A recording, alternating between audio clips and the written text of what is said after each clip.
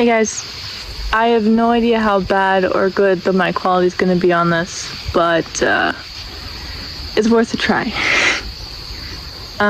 Last video I couldn't post mainly because there was some technical difficulties. There was not enough storage and my microphone kept dying. I think it's time to upgrade. And the same thing pretty much happened today. So I'm hoping this one will actually work. But that's probably not why you clicked on the video if you're new. So I tried to make a video on starting a few times. Really like just starting whatever it is, you know? Because I kept hearing just do it all the time whenever I was in my slump. I had no idea what it was. That was the whole fucking point. Why I'm in a slump. You don't really know what to do. And I think for me, I realized that I already did start in a lot of ways. And it was basically just improvement. That's all I needed. Just improve. And that was my it. So for me, the way that I did that was I pretty much had to ditch the perfectionist side of me. And I luckily did kind of go from cyber school to homeschool, which was like starting out completely, pretty much just a perfectionist. Because I really had to train that. And then I eventually went to homeschooling, and everything that was basically defining if I was good or not was gone. I didn't really have any grades. I didn't have teachers to be like, oh, good job. I had no one really to do that. So I kind of relied on myself from like 10th grade, and that made me closed up quite a bit. And I became a pretty shit person because of it too, because I was just very frustrated with things. So once I graduated, I didn't really know I graduated, so I felt like I was in a slump. I didn't know if I had to do another year of school or not. And it took them an entire year to get back to me and be like, oh yeah, here's your letter. It wasn't great. It wasn't helpful to my mental health. It wasn't supportive. It was absolute shit from them. Honestly, that's like them is my school, or like the school district. I didn't have a school. But oh well. We went through it.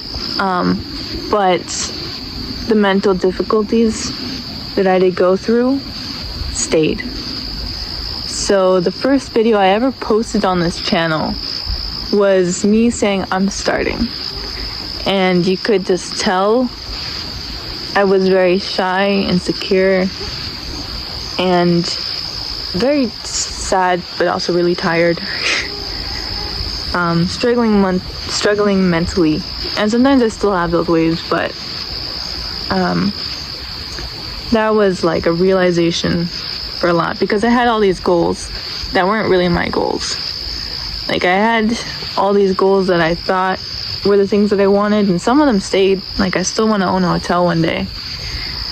If I do, maybe a B&B. And that was my goal.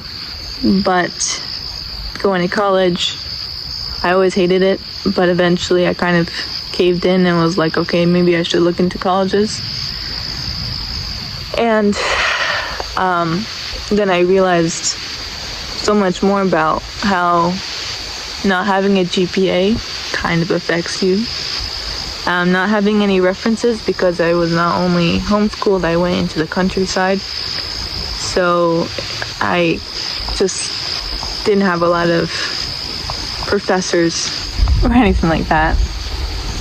You know, I started doing things just for the sakes of it. I started researching a whole bunch of interest topics, and that was in a way a start.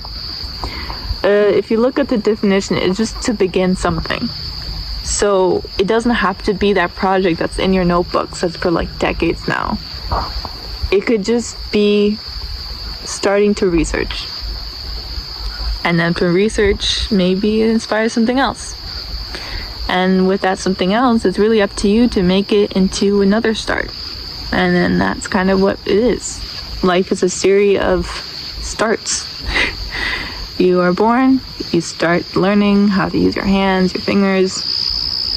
You learn so much. And I feel like we forget about that so often. So just keep in mind that technically you already started, so what's stopping you from starting something else? If you're scared, I understand it. If it's fear, I understand it, mainly because fear is really just not knowing. So become aware. If you don't know the steps and point A and point B seems really far from each other, create in-between steps. Count the steps. So there's so many ways you can do it.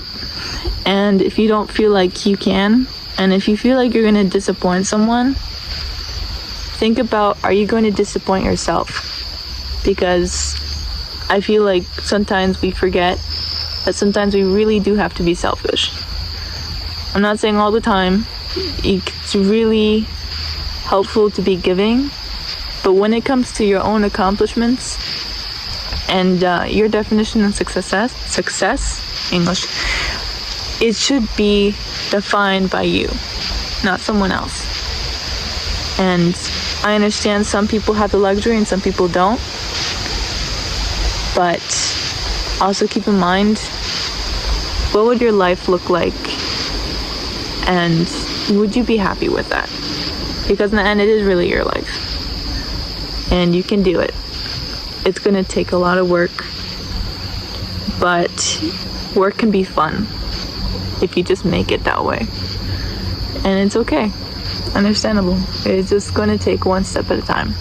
And now I've said this a bunch of times. I'm hoping it's settling in at this point. But just try it.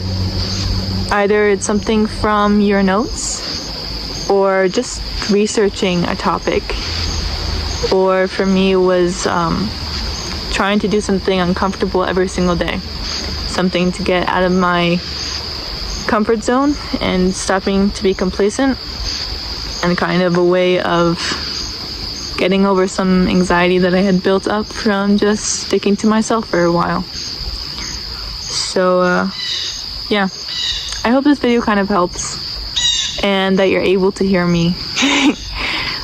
But yeah, I'll see you guys in the next video, and feel free to check out the description. Maybe if you have a question on your mind, maybe there will be someone else who can answer for you or help you answer.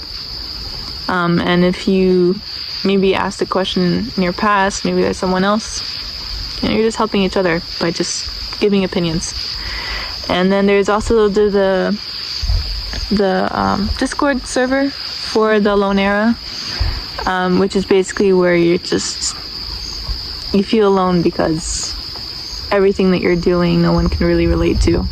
It's either that you feel so far behind or so far forward or from the people that are around you that you just kind of feel very alone. And it's understandable. But yeah, I hope this made sense, and I will see you guys in the next video. Bye.